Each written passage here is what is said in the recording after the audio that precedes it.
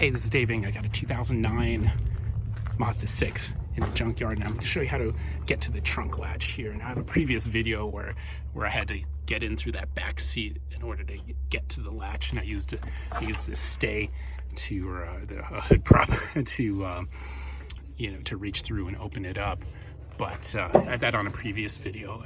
I've got the latch here. There are these clips along that hold the carpet in, and you just take a few of them out so it'll drop down. And I've got two 8mm bolts, an electrical connector. It's 3 pins, and so I use an impact in the junkyard, but you can use just a regular 8mm socket there. Pretty straightforward.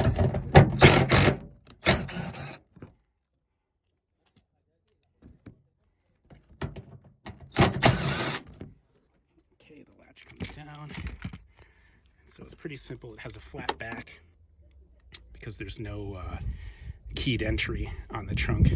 There's the electrical connector and the emergency release, so in case the actuator goes bad, you can replace the latch. Hope that helps. We'll see you next time.